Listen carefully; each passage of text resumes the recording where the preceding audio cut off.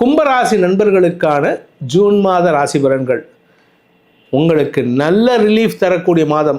என்ன சார் இப்படி சொல்கிறீங்க, நீங்கள் நல்லதே சொல்ல மாட்டீங்க, எப்போவுமே நெகட்டிவ் தானே. 9ஆம் இடத்திற்கு குரு வந்தாலும் சரி உங்களுக்கு நல்லது மட்டுமே நடக்கும்.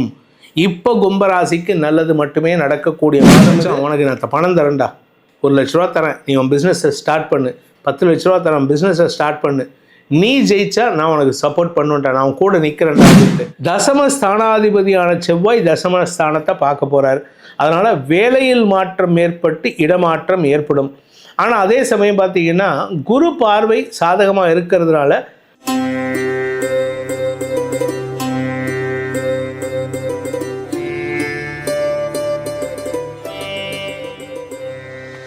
ஓம் ஸ்ரீ குருப்யோ நமஹ. ஹரிஹி ஓம். ஜெய் புவனேஸ்வரி. அனைத்து ஜோதிடர் யுகம் நேயர்களுக்கும் உங்கள் வேத ஜோதிடர் பிரகாஷ் நரசிம்மனின் அன்பான வணக்கங்கள். கும்பராசி நண்பர்களுக்கான ஜூன் மாத ராசி பலன்கள்.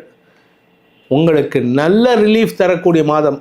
என்ன சார் இப்படி சொல்கிறீங்க, நீங்கள் நல்லதே சொல்ல மாட்டீங்க, எப்போவுமே நெகட்டிவ் தானே சொல்லுவீங்க, எல்லா சேனல்லையும் உங்களை பார்க்குறேன், நீங்கள் கெட்டது மட்டும்தான் சொல்கிறீங்க, இந்த ஆள் வாயில் தர்பையை போட்டு பசு கற்பூரத்தை ஏற்றுன்னு எத்தனை பேர் சொல்லியிருக்கோம், அப்போவும் நீங்கள் திருந்தலையே, இப்போ மட்டும் என்ன சார் நல்லது சொல்கிறீங்க, நல்லது நீங்கள் திருந்திட்டீங்களா? அப்படி கிடையாது. உங்களுக்கு நல்லது எதுவோ அதை சொல்ல வேண்டியது என் கடமை, கெட்டது எதுவோ அதையும் சொல்வேன். நீங்கள் என்னை திட்டினாலும் சரி, ஏசினாலும் சரி, கெட்ட வார்த்தை திட்டினாலும் சரி, ஏன்னா நிறைய பேர் கெட்ட வார்த்தையில் திட்டிருக்காங்க, அதை பற்றி நான் கவலைப்படல, தொடச்சி போட்டு போவேன். இந்த விஷயத்தில் இதே பர்சனலாக என் பிஸ்னஸ் விஷயம், எனக்கு பிஸ்னஸ் இருக்குங்க, அந்த பிஸ்னஸ் விஷயத்தில் வந்து பேசி பாருங்கள், நான் ருத்ரதாண்டம் ஆடுவேன். ஏன்னா இது வந்து என்னோட கடமை என்னென்னா, ஒரு டீச்சர், ஒரு குரு எப்படி இருக்கணுமோ அப்படி இருக்கணும். குரு அந்த மாணவன் எவ்வளவு திட்டினாலும், ஏன்னா அவன் படிக்கிறதுக்கு வந்திருக்கான், அவனை வந்து நான் வந்து வன்மத்தை பார்க்கக்கூடாது. ஒரு டீச்சர்னால் அப்படி இருக்கணும். அந்த காலத்து டீச்சர்ஸை நான் சொல்கிறேன், இந்த காலத்தில் நான் டீச்சர்ஸை தப்பு சொல்ல, பார்ஷியாலிட்டி பார்க்குறாங்க. இந்த காலத்தில் டீச்சர்ஸ் எப்படி இருக்கக்கூடாதோ அந்த மாதிரி நான் இருக்க மாட்டேன். அதனால் நீங்கள் தப்பு பண்ணால் உங்களை தப்பை திருத்துறதுக்கு நான் இருக்கேன். அதே மாதிரி உங்களுக்கு கெட்டதுன்னா நான் சொல்ல தான் செய்வேன், அந்த பக்கம் போகாத. இந்த ஒரு படம் மெல்ல திறந்தது கதவுன்னு, அந்த கிளைமேக்ஸில் பார்த்தீங்கன்னா அந்த அமலா கேரக்டர் போயிட்டு ஒரு புதைக்குழியில் போய் விழும். அந்த இடத்துல போர்டு வச்சுருப்பான், இந்த இடத்துல புதைக்குழி போகாதீர்கள்னு. இந்த மரத்துக்கு இந்த பக்கம் போனால் எப்படி பண்ணுறது? நீங்கள் அந்த மாதிரி போயிட்டுருக்கீங்க, அதை திருத்துறது என்னோடய வேலை. நான் அதனால் என்ன பண்ணுறேன், அந்த புதைக்குழிங்கிற பேனரை வந்து இந்த பக்கமாக வைக்கிறேன், இந்த பக்கம் போகாத புதைக்குழி இருக்குன்னு. உங்களை தடுப்பது என் வேலை. ஆனால் இப்போ நல்லது சொல்கிறேனே, ஏன் 5ஆம் இடத்துல குரு வந்துட்டார். 5ஆம் இடத்துக்கு குரு வந்தாலும் சரி, 9ஆம் இடத்திற்கு குரு வந்தாலும் சரி, உங்களுக்கு நல்லது மட்டுமே நடக்கும். இப்போ கும்பராசிக்கு நல்லது மட்டுமே நடக்கக்கூடிய மாதம் இது. 5ஆம் வீட்டு அதிபதியான புதன் 4ஆம் இடத்துலேருந்து 5ஆம் இடத்துக்கு போகிறாரு. 6ஆம் இடத்துல இருக்கிற செவ்வாய் 7ஆம் இடத்துக்கு வர்றதுனால உங்களுக்கு சில மாற்றங்கள், ரீஷஃப்லிங்னு சொல்லுவாங்க. அதாவது ஒரு சாக்கு பைக்குள்ளே சாமான்லாம் போட்டிருக்கீங்க, கொஞ்சம் இப்படி அலசி ஆட்டினீங்கன்னா உள்ளுக்குள்ள போய் எதில் சேர்ந்த கேப் இருக்கிற இடத்துல போய் செட்டில் ஆகும். அது மாதிரி இப்போ உங்களை அந்த கடவுள், அந்த இயற்கைங்கிற ஒரு பவர் வந்து உங்களை இப்படி அசைக்க போகுது, சலனப்படுத்தும். அந்த சமயத்தில் உங்கள் வீட்டில் உங்கள்கிட்ட இருக்கிற நெகட்டிவ்லாம் அடியில் செட்டில் ஆகிடும், பாசிட்டிவ் மேலே இருக்கும். இதன் மூலமாக உங்களுக்கு நன்மைகள் ஏற்படும். ராசியில் ராகு இருக்கார், ஆனால் அந்த ராகு உங்களை கெடுக்க மாட்டார், நல்லது பண்ணுவார். ராகு பயிற்சியில் பார்த்தீங்கன்னா, ராகு கேது பயிற்சியில் உங்களுக்கு ராகு கெடுதல் பண்ணுவார்னு சொல்லியிருப்பேன். ஆனால் இப்போ குருவின் பார்வையில் ராகு இருக்கிறதுனால அந்த ராகுவே உங்களுக்கு நல்லது பண்ணுவார். வார்த்தைகளால் ஏற்பட்ட கஷ்டங்களை வார்த்தைகளாலேயே போக்கக்கூடிய வகையில் இருப்பார். வருமானத்தில் இருந்த தடைகளை போக்குவார். ராகுவுக்கு காரணம் இல்லை, குருவுக்கு காரணம். குரு தான் இதை மாற்ற போகிறாரு. வியாபாரத்தில் முன்னேற்றம், படிக்கின்ற குழந்தைகளால் குடும்ப கௌரவம் அதிகரிக்கும். தசமஸ்தானாதிபதியான செவ்வாய் நீச்சஸ்தானத்தை விட்டு 6ஆம் இடத்துக்கு வர்றதுனால தொழில் ரீதியான கடன் அதிகரிக்கிறதுக்கு வாய்ப்பு இருக்குது. எங்களுக்கு கடனை கொடுக்கறதுக்கே ஆள் இல்லை, நீ என்னையா போயா அப்படிம்பீங்க.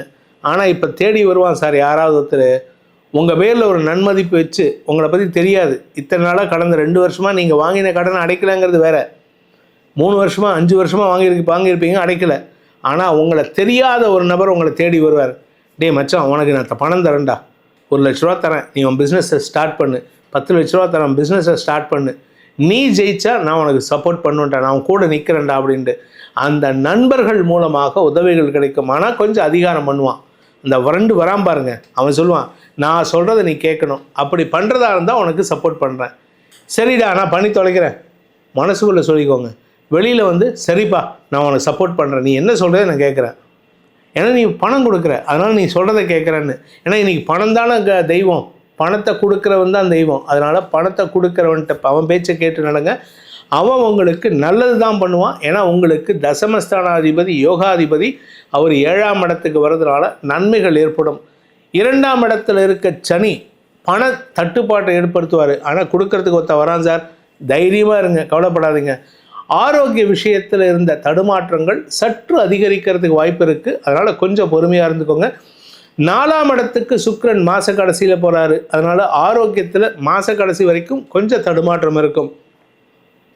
வீடு மனை மாற்றம் ஏற்படுறதுக்கு வாய்ப்பு இருக்குது. இந்த மாதம் 15 தேதியிலேருந்து 29 தேதிக்குள்ளார வீடு மாற்றம் ஏற்படுறதுக்கு வாய்ப்பு இருக்குது. வாடகை வீட்டில் இருந்தீங்கன்னா வாடகை வீட்டை மாற்றுவீங்க. சொந்த வீடு இருந்தீங்கன்னா சொந்த வீட்டில் பிரச்சனை இருக்குது, அதனால் நான் வீடு மாற்றுறேன்னு சொல்லுவீங்க. ஸோ இடமாற்றம் ஏற்படும். அப்படி சப்போஸ் எனக்கு இடமாற்றம் வீடெல்லாம் மாற்றலை சார்னா வேலை விஷயமா வெளியூருக்கு போகிறதுக்கு வாய்ப்பு ஏற்படும். ஏன்னா தசமஸ்தானத்து செவ்வாய், தசமஸ்தானாதிபதியான செவ்வாய் தசமஸ்தானத்தை பார்க்க போகிறார். அதனால் வேலையில் மாற்றம் ஏற்பட்டு இடமாற்றம் ஏற்படும். ஆனால் அதே சமயம் பார்த்திங்கன்னா குரு பார்வை சாதகமாக இருக்கிறதுனால தொழில் ரீதியாக உங்களுக்கு பண வருமானம் ஏற்படுறதுக்கு வாய்ப்பு இருக்குது. ஏன்னா 10ஆம் இடத்திற்கு 2ஆம் இடத்தை குரு பார்க்குறார். 10ஆம் இடத்திற்கு 2ஆம் இடத்தை புதன் பார்க்க போகிறார். 10ஆம் இடத்திற்கு 2ஆம் இடத்தை சூரியன் பார்க்க போகிறார். அரசாங்க வகையில் பணம் வரணும், வியாபார வகையில் பணம் வரணும், உழைப்பின் மூலமாக பணம் வரணும், சுயமுயற்சியின் மூலமாக பணம் வரணும். படிக்கின்ற குழந்தைகள் குடும்ப கௌரவத்தை காப்பாற்றுவார்கள். ஸோ இப்படி ஒவ்வொருத்தருக்கும் நல்ல விஷயம் பண்ணும்போது இந்த மாதம் கும்பராசிக்கு குரு சாதகமாக இருக்கார், சுக்கிரன் சாதகமாக இருக்க போகிறாரு, செவ்வாயும் சில சங்கடங்களை கொடுத்தாலும் சாதகமான பலன்களை ஏற்படுத்துறதுனால கும்பராசிக்கு வளர்ச்சி ஏற்படுகின்ற மாதமாக இருக்கும். ஆனால் பேசக்கூடிய இடத்துல கம்மியாக பேசுங்க. நீங்கள் ஜாஸ்தி பேசினீங்கன்னா உங்களுக்கு தேவையில்லாத அவமானம் ஏற்படுறதுக்கு, மரியாதை குறைவு ஏற்படுறதுக்கெல்லாம் வாய்ப்பு இருக்குது. ஸோ இந்த கும்பராசியை பொறுத்த வரைக்கும் குடும்பத்தில் நீங்கள் பேசக்கூடிய வார்த்தைகள் தான் சிக்கலை ஏற்படுத்தும். அதனால் குடும்பத்தாரிடம் பேசும்பொழுது தேவையான அளவுக்கு மட்டும் பேசணும். இன்றைக்கி என்ன சமையலுங்க, அதோடு நிறுத்திக்கோங்க. என்ன சமையலுங்கன்னு கேட்டுட்டு நீங்கள் சமைச்சு வைக்கிறேன், நீங்கள் வெளியில் போய் சாப்பிட்டு வந்துடுங்க, எனக்கு வேஸ்ட்டாக போகுதுன்னு ஆரம்பிச்சிங்கன்னா தான் அப்போ தான் குடும்பத்தில் பிரச்சனை வருது. வாக்குவாதங்களை குறைக்க முயற்சி பண்ணுங்க. உங்கள் குடும்பம் சந்தோஷமாக இருக்கும். உங்கள் வார்த்தைக்கு மரியாதை ஏற்படும். இந்த மாதத்திற்கு உண்டான பரிகாரம், கும்பராசி நண்பர்களுக்கான ஜூன் மாத பரிகாரம் என்ன அப்படின்னு பார்த்தீங்கன்னா உங்களுடைய குலதெய்வ வழிபாடு பண்ணணும். 2வது முக்கியமான விஷயம் என்ன அப்படின்னு கேட்டால் உங்களுடைய ஊர் தெய்வம்னு சொல்லக்கூடிய காளியம்மன், கௌமாரியம்மன், இந்த மாதிரி அம்மன் கோயில்கள் என்ன இருக்கோ அந்த தெய்வத்தை வணங்கிட்டு வாங்க. இது தவிர 3வது ஒரு தெய்வம் இருக்குது. அது என்ன அப்படின்னு கேட்டால் பெருமாள் வழிபாடு. பெருமாளை வணங்குவதன் மூலமாக உங்களுக்கு எதிரிகள் தொல்லை விலகும். எதிரிகளை விளக்கிறதுக்கு எந்த தெய்வத்தை வணங்குறது? ஒன்றா ஹயக்ரீவரை வணங்கணும், இல்லாட்டி நரசிம்மர் இதில் ப்ரிஃபரபிள். நரசிம்மர் மட்டும் கிடையாது, சக்கரத்தாழ்வாரோடு சேர்ந்த நரசிம்மர். அதாவது பெருமாள் கோயிலுக்கு போனீங்கன்னா முன்னாடி சக்கரத்தாழ்வார் இருப்பார், பின்னாடி நரசிம்மர் இருப்பார். நீங்கள் சுற்றி வரும்போது இந்த இடத்துல ஜன்னல் இருக்கும். ஜன்னல் வழியாக தான் நரசிம்மரை பார்க்குற மாதிரி இருக்கும். அதற்கு பெயர் சக்கரத்தாழ்வார் நரசிம்மர் சன்னதி. அந்த சக்கரத்தாழ்வாரை நீங்கள் வியாழக்கிழமை தோறும் 9 முறை அல்லது 12 முறை பிரதட்சணம் செய்து வாருங்கள். வாழ்க்கையில் அந்த சக்கரம் உங்களை உயரத்தில் கொண்டு போய் அமர்த்த வைக்கும்.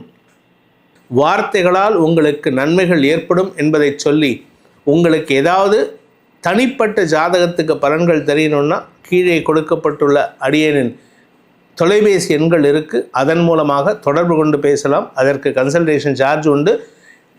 உங்கள் அனைவருக்கும் நற்பலன்கள் அதிகரிக்க வேண்டும் எனும் அடியேனின் பிரார்த்தனையை சமர்ப்பித்து உங்கள் அனைவருக்கும் நல்வாழ்த்துக்களை தெரிவித்துக் கொண்டு உங்களிடமிருந்து விடைபெறுவது உங்கள் வேத ஜோதிடர் பிரகாஷ் நரசிம்மனின் அன்பான வணக்கங்களுடன்.